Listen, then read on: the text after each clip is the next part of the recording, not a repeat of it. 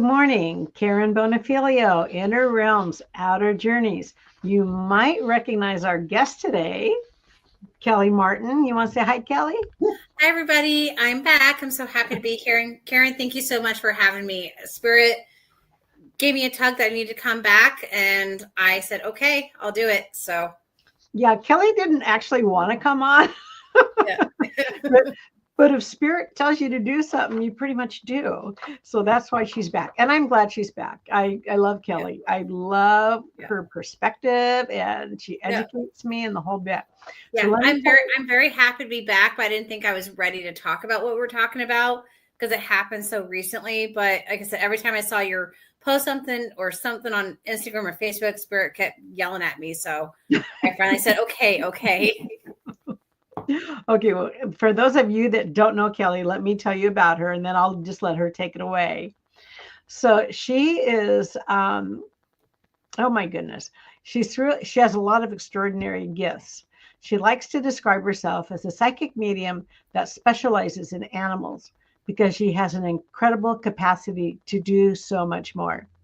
She's a Reiki master and has a diverse background, including being a dog groomer for 8 years and working at a horse farm for over 10 years. To me, that's a dream job. She wants to empower people to understand animals on a deeper level and heal together, and to inspire other pet professionals to learn the art of animal communication. She firmly believes that every individual has an innate ability to connect with animals. And my dogs are really, really excited, especially Maddie, to have her here today because they have a history. She worked with them before. So we're just going to have to try to ignore Maddie right now. And Kelly, so Spirit told you to reach out. What's going on? So as you guys know, I talk to animals. And about 2 weeks ago on the 21st, my dog, my beautiful 11-year-old black lab, Labrador Retriever, crossed the Rainbow Bridge. It was kind of a surprise for me. I knew she had some growths on her body, normal tumors and stuff like that. She's some on her neck. She said some on her abdomen. And so I took her into the vet Sunday night, and she was put to sleep. And I was with her during the whole experience. And it was a really hard experience, as with everybody. But I've also, in the last 2 weeks, have had some epiphanies and understandings in how to process it and how to process grief as a spiritual awakened soul, but also a human aspect.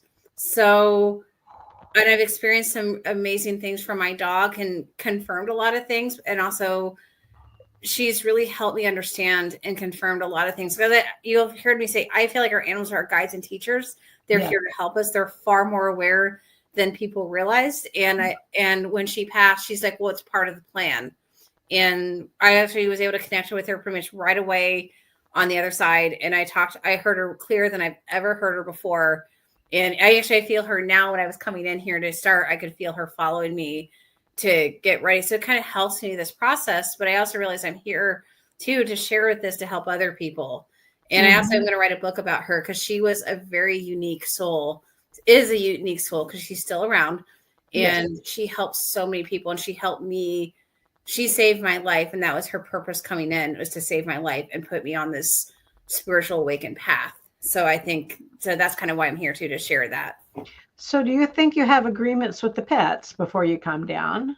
Oh, I 100% think so. Actually, I kind of saw this image and kind of take a step back. I've gone through a massive healing and a massive shift this last couple of years, and I really woke up spiritually. And actually I saw this image of us and like almost like sitting around a table and deciding, okay, what lessons we want to learn.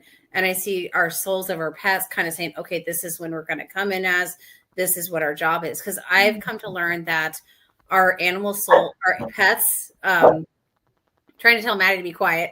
I'm trying to find her. There she is. Yeah. So what I understand is like they come and they follow us through our entire lives. They come in different forms, different aspects. Sometimes they're in spirit, just as our spiritual guides, kind of hang out on our energy. Sometimes they're in physical form.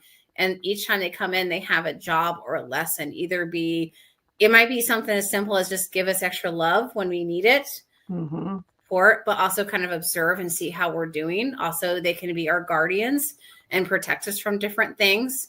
And when that lesson is done or job is done, that's when they cross the rainbow bridge. And from my understanding is they go back, whatever animal they were in that life, they go back to that collective, like the cat collective or the dog collective. They share what they've learned. They've shared their experiences. And then when we're ready, they come back, they get reborn into the next body. And and I've seen that before Lucy had passed. I saw that over and over again when I started doing pet readings of animals constantly getting reborn. And I see it almost every time I do a reading. The animals say, oh yeah, I was here before. And I've also recently learned that they also follow us through our lifetimes. So your dogs they come in the very beginning, and they can be other forms too, which is something I'm just really now getting into more as well, which has been really fascinating.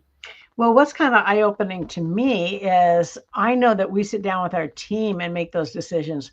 I did not think about including the animals, but it makes so much sense. Yeah. But I never put that together. That's kind of cool. Neither did I. And I've learned this over the years. And my whole life, I always thought that animals were more aware than people realize. But the last year, I really understood that, especially with my three. I have a dog and two cats.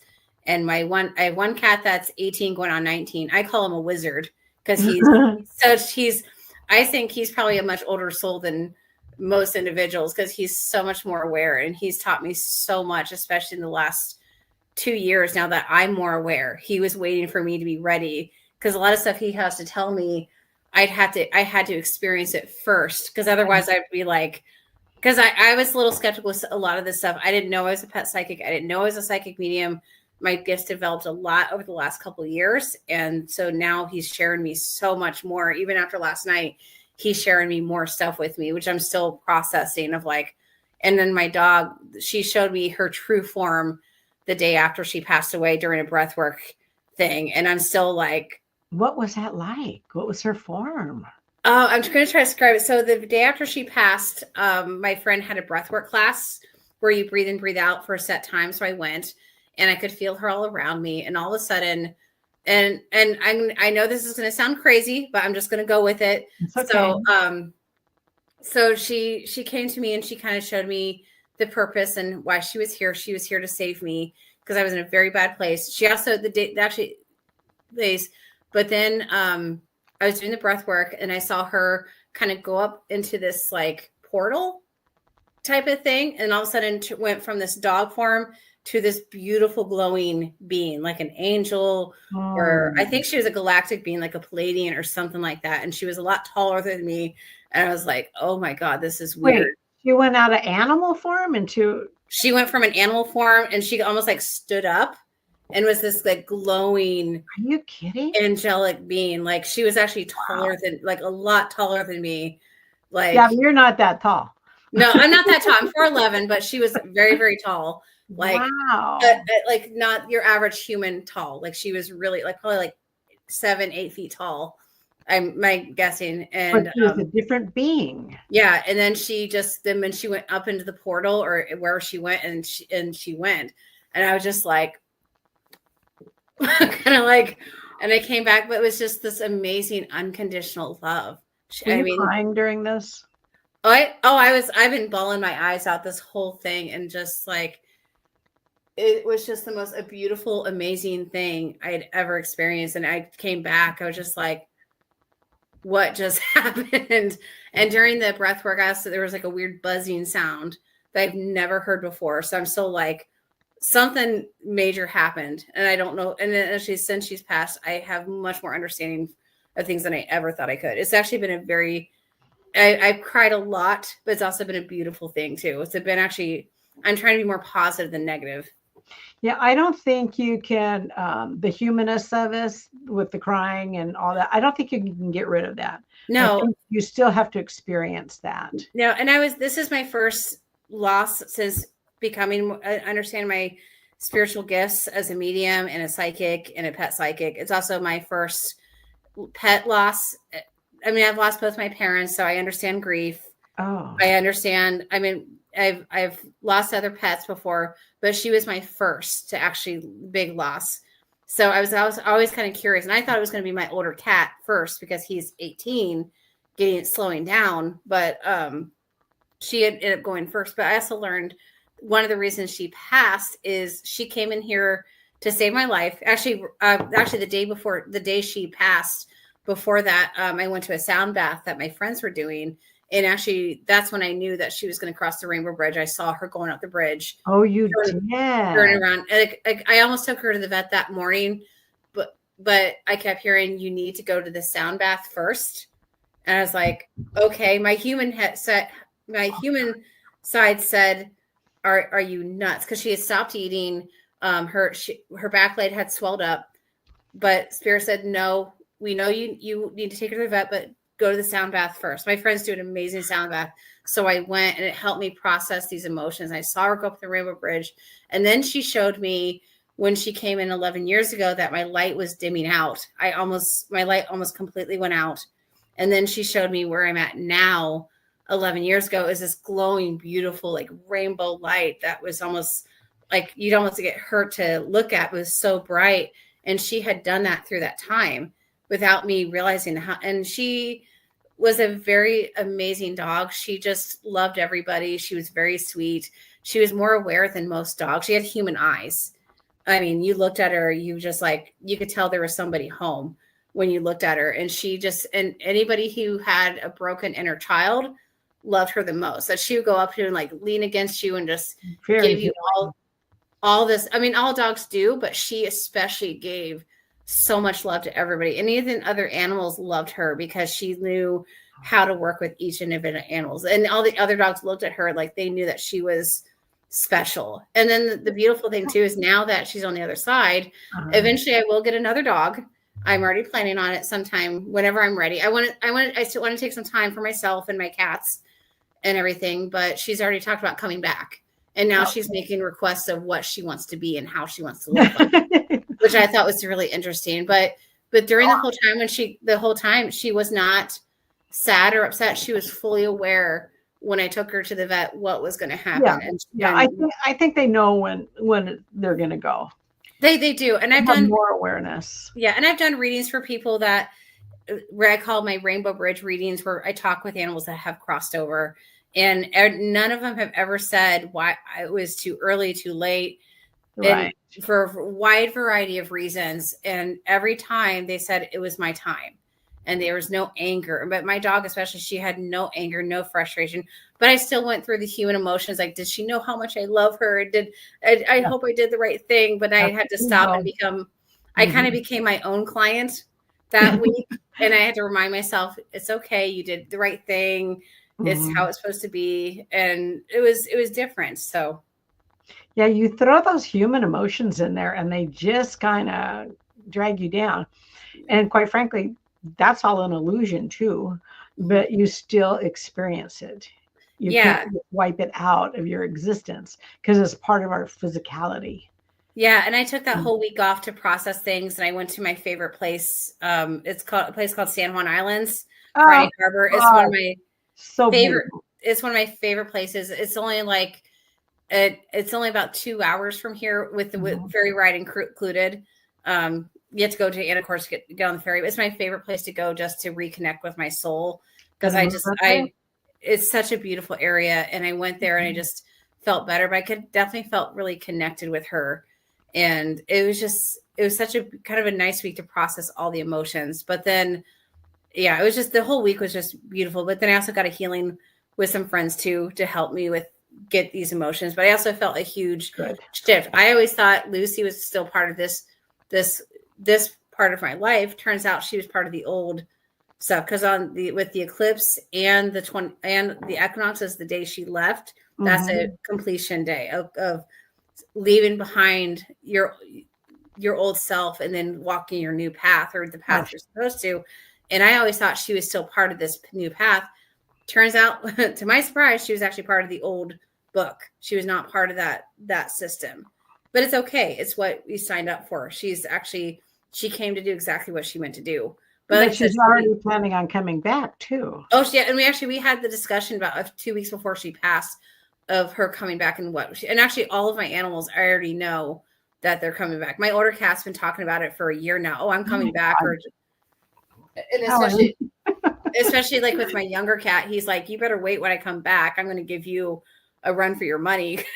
I have a 3-year-old, almost 3-year-old cat who's very playful and energetic. My older cat physically can't do it anymore, so he can't run around before somebody. So he keeps talking about that stuff and how he's going to come back very, very fast.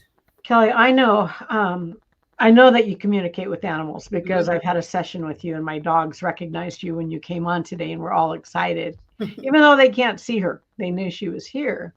So people that have lost any type of pet, you can connect them to that pet and they can find peace and harmony. Yeah. Because we always question ourselves. Did I let them go too soon? Did I not do that? What could I have done differently? Same with people, someone in your life that you love, what if I did differently? But we also know that we don't go until it's our time. But you can offer some peace and some love to that soul that's having such a hard time too. Yeah, I've done a couple Rainbow Bridge sessions. It's something I just recently started offering, a separate session for people whose animals have passed. And because I started doing, actually it's kind of all this year, I started doing more of those. It's almost like now I can see it's almost like they were prepping me for the loss. Because now I realize they knew it was coming and all these things made sense of why my dog was saying, like, the last time I took her swimming, she looked at the lake like, now I realize she knew it was her last time there. And now I understand some things. Like they already knew. But with the Rainbow Bridge readings, it brings people closure. It brings that, because that human aspect, you still need to know, like, they still loved you. And most of them I do is just the animals are saying, thank you. Thank you for a great life. Thank you. You did the right thing. Stop blaming yourself. Stop worrying. And it's been really interesting. I've also learned how to deal with our other pets that are dealing with the loss too, because I was kind of curious how my 2 cats would handle it. And it's interesting because, like, they also know that they're going to cross over. And this is one thing actually I feel really strongly to share. As I mentioned, I have a cat that's 18 going on 19. Here comes for the kind of plot twist, I guess you could call it. Is about 2 weeks before he passed, all of a sudden I noticed he had more energy. He started moving around better. He started jumping on the counter again, which he hadn't been able to do in almost a year. That's what people do. Yeah. They rally before they die. Well, no, here's the thing. It gets better. So all of a sudden he start feeling better. And I just thought it was the supplements. I started giving, because before Lucy passed, I did a lot of research. I was doing more natural ailments to help her feel better. And actually it was working for a lot of it. I started using like turkey tail mushrooms and collagen and all this stuff. But I started doing the same for my cat. But then after Lucy passed, I learned something. The very next day, he shared something with me. Right before Lucy passed, she absorbed everything from him, all the physical ailments, everything. So now he can be here longer. So he can look. Are you kidding? No, I had no clue that. So. Wow. So that is actually why, even now he's actually laying with me. I don't know if you can see him, but he's laying on the couch there. Oh, yes, I can. In the last 2 weeks, he's back to his more lively self. I've not seen him so lively in a long time. And I realized it's because, and she said she absorbed everything. So, and she said it was also part of the plan, that was her plan. But I don't know if he knew she was going to do that. But so when she passed, he had this like sadness, but gratitude too for what she did. But wouldn't she have to know that? Wouldn't that be part of the agreement? Yeah. Well, I don't know. I don't think he knew that. I think she did it as a kindness, as a thank you or something like that. I think she kind of did that on her own, taking everything. I think she was going to take some of it, but she took probably more than he was expecting her to take, because I think I kind of heard, she's like, well, I'm on the way out anyway, so I might as well just take it for you so you can go on and be, because I think they're also looking after me. They said, well, we want to make sure Kelly's okay and Kelly's taken care of. And Yuki's my soul cat. He's my protector. And we have a very close bond between cat and human. And so, and our soul connection goes back many, many lifetimes. I mean, we've been together many, all of my animals have been together, but Yuki, my older cat, Yuki and I are really, really close. So she felt it was more important that he stayed on longer. And now he actually might make it to 20. And he might be here. Incredible. I mean, so now like I said, he's completely different. He still misses her, and he misses her. But he can see her. He can totally see her. Yeah. He sees her around. He feels her energy. He's also talked about her coming back. So yeah, she's still here. I still feel her. I think that's actually what grief really is everybody is intuitive. Everybody feels spirits. No one's better than anybody else on the psychic gifts. That's why I don't really like the term professional psychic. That's actually nails on the chalkboard for me. I don't like hearing that term. I can say I could do it as a profession, but to say I'm a professional psychic makes you feel like, I think that's more of an ego thing. That's my own personal thing. But I think the grief is, it gets. You're a humble person. Yeah. Yeah. Well, grief for me is like, I think what I understand it too is we can, our energy, we can still feel the soul around us, but we can't physically see them. Right. Like the night she passed, I was laying in my bed and I felt her in my bed and I start weeping because I could feel her energy so close. Mm-hmm. And that first week, that's when the energy is the strongest. And then they come and throughout the week, I can feel her when she's here more. But when I'm starting to see her a little bit more, I've seen her in glimpses and little images. And I felt her jump on the couch last Monday. It was the day I brought her ashes home. I felt her last night. I felt her jump on my bed. When I went to the day after she passed, I also went to the water to clear myself. I go to the water a lot around the beach and the ocean. I was driving back. I saw a shadowy figure coming through the sun that looked like her. And I knew that was her saying, hey, I'm still here. Good. And then just within the last few days, she's now come into my dreams where I actually can physically see her. She waited a little bit to actually show herself in my dreams to give me time to process and be ready. Because I think they also gradually kind of come in too, because they know us humans are not used to this spiritual stuff. If we see ghosts or spirits, we freak out. So they gradually allow the process to come in. And so I had to say, yes, I saw that. Yes, I experienced that. To validate it. Yeah.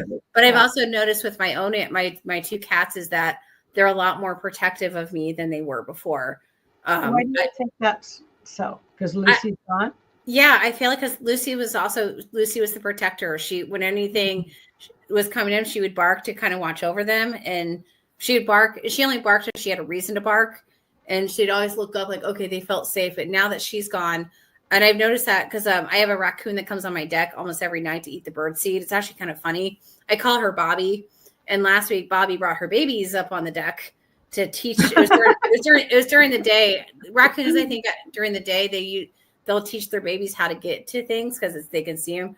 Well, last week, it was like 4 o'clock. The raccoon came up on the deck to steal the bird seed, and he had our babies. And my older cat started hissing at this raccoon. Usually he ignores it as if it's not even there. This time they actually started hissing and getting more defensive. And my younger cat, the same thing. So it's almost like they're taking over that role to make sure everything's safeguarded for you. Yeah. Because because my animals, of course, all animals love us, but mine love me and want to keep me safe. So. Well, I imagine animals can tell when our life spirit is dimming too, and they know when you're going to pass. Yeah. So do you think my dogs knew that my husband was going to pass? I say probably most likely. I say, yeah, they knew. And I've actually heard of this sometimes too. They even said that I think some some nursing homes or something, they have pets in there. They even said there's certain pets that they go to a certain individual when they're close to passing. Because I think our aura or energy starts kind of dimming more and more. So I think they know when they're going to pass. The animals can also come in after a passing too. My dog came in 2 months after my mom passed away.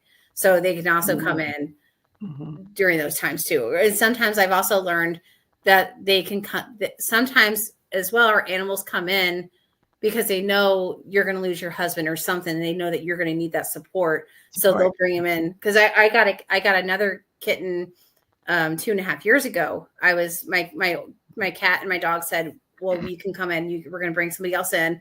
And I thought she was kind of training up to kind of take over Yuki's position. Not my idea. It was the animal's idea. And so that's what I kind of thought. Now I realized it was Lucy, my dog. actually brought her in, because now that Lucy's gone, or at least on the other side, I can't see her. It's nice having my other younger cat, because she's more playful and she has that same kind of playful energy that my dog has. So having that body, but she also had to come in 2 years prior so we could build the bond and the relationship, and she could get used to being in, it's been a while since she's been in a physical body. So she had to get used to that process too. So she's been in training up until now. And then even after the next day after where I kept her saying, oh, it's time for me to go to work now. So it's almost like whatever new role she's taken on now, like her job has become. And I think they also have multiple jobs when they're here, because one of Lucy's job was also to teach me how our dogs communicate with us without us realizing it. Because she was a very manipulative dog. She would get people to do things for her with ease. Like she'd tell people to give her more treats and food, but they would think it's her own thought. They thought it was their own thoughts when it was her actually doing it. So what do my dogs do to me? How do they mess with me? How do they support me? Just curious. They're here. Well, of course they're here to love you and give you that unconditional love. But I think it's also a lesson of learning boundaries and kind of standing up for, like, when you say no, you actually mean it. Yeah, Maddie pushes that.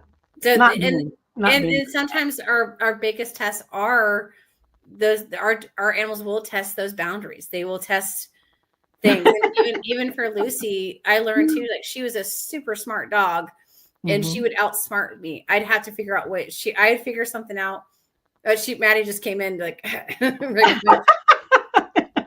She's super smart too. Yeah. So my dog would do things to outsmart me. Like, for example, when I was living in the Seattle area, if I was going to be home late, my roommate would take her out for me. But she learned really quickly that if she pooped for him, I wouldn't take her. I would just take her out to pee and come back in. So she learned, if I don't poop for him, Mom will take me for a longer walk when she gets home. And she figured that out. So I had to do other things to get her. So that's kind of those kind of things she would do. She figured out how to, and that she also learned how to manipulate other people. Like, once she realized you could understand her, you come to my house for a party, and she would tell you, like, oh, Mom doesn't feed me. I get no toys. I have no fresh water, all this. And she knew, and it was a joke. She fully was aware. I'd make sure she was fully aware of what she was doing. Yeah. And she knows she's well cared for. It was a game for her. So, and she even went into my friend's dream, asked for an Argyle sweater because another dog at a doggy daycare had one. It got a lot of attention, so she thought she wanted one. Oh my God. Joke's on her. She got her one. I put it on my Lucy, and she gave this look like, this is not what I wanted. Never asked for toys again. But even for toys, she would ask for very, very specific toys about what she wanted. And even last week, I was going through her toys, and most of them I got rid of. Actually, I put them in a box and put it at the edge of my driveway, and allowed my neighbors to come pick up toys from her, because she had so many dogs.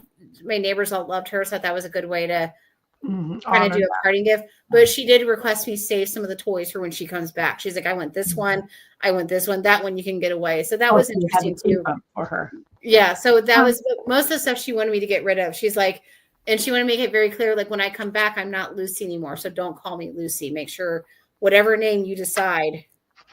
So I'm curious, how is she going to come back to you? Because she's told you.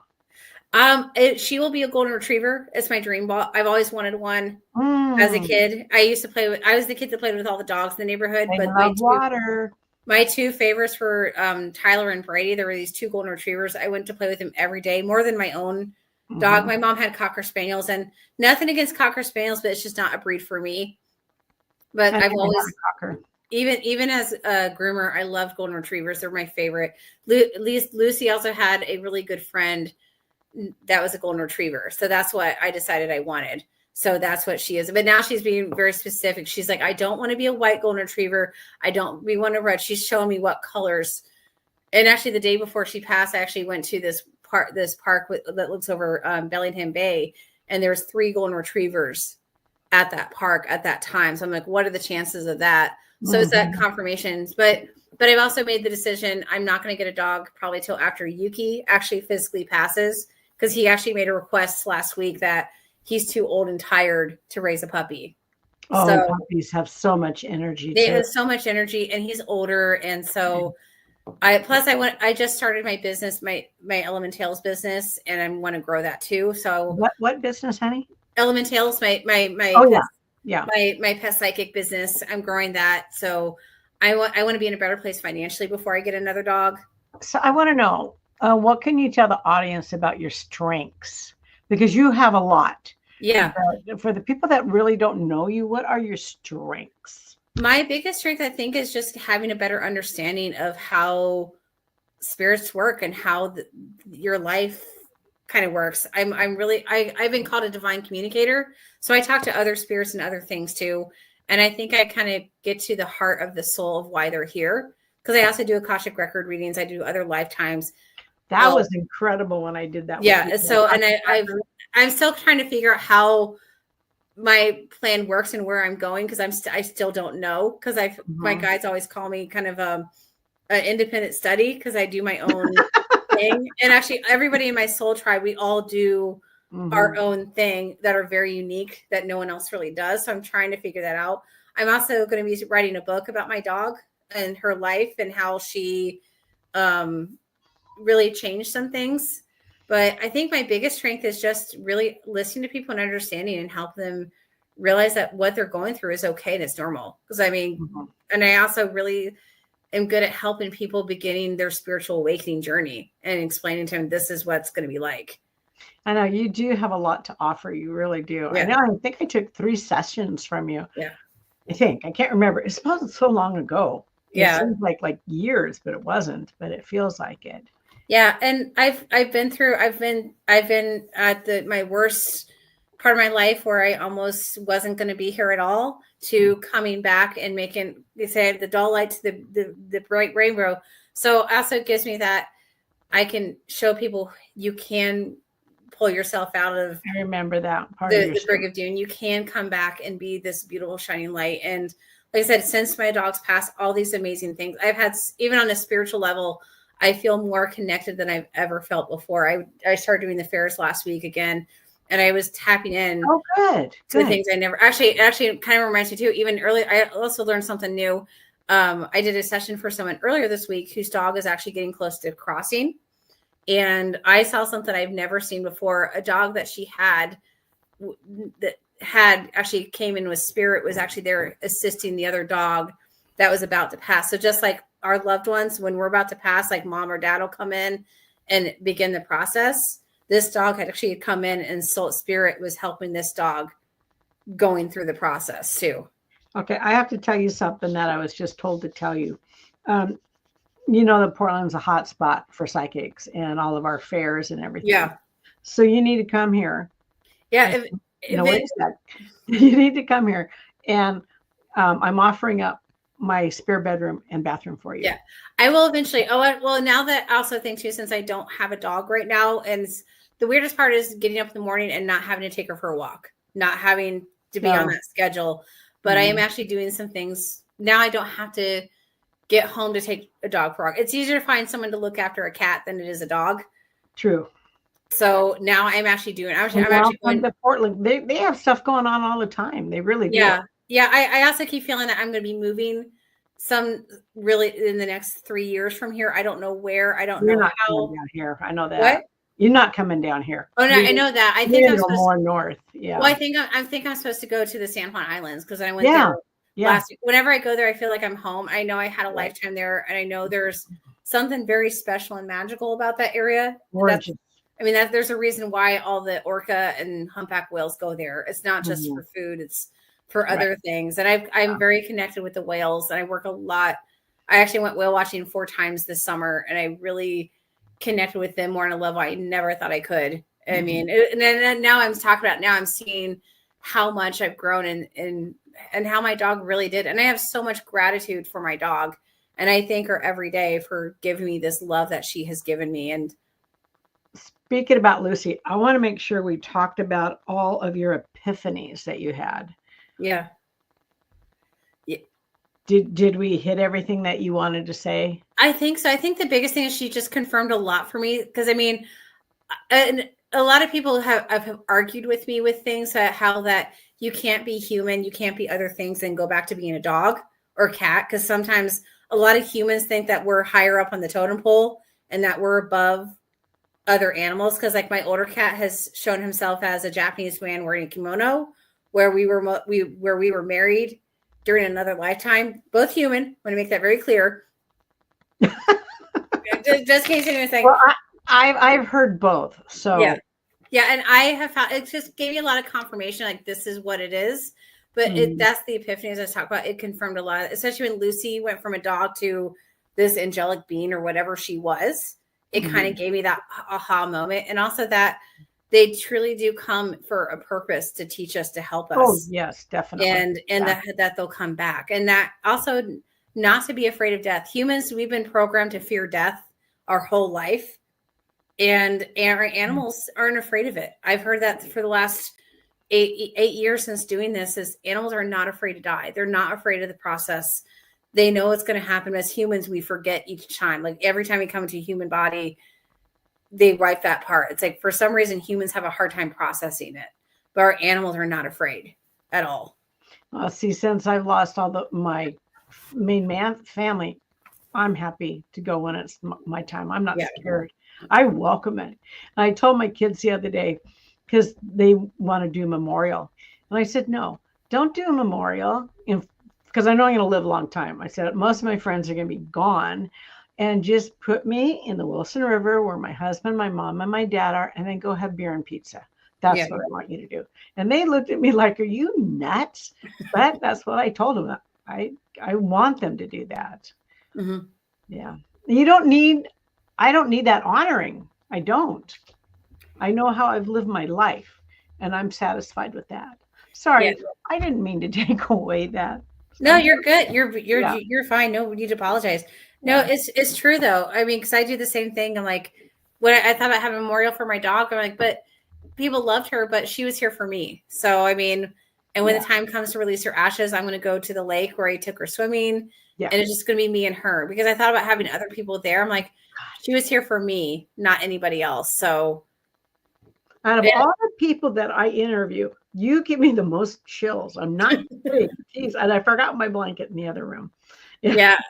Well, I realized I touched on some things, and I got to be on Soulology a couple times this year, and I really learned a lot from being on that with Todd Medina. He's great. He's another great person for you to talk to, because he talks to all sorts of other spiritual weekend.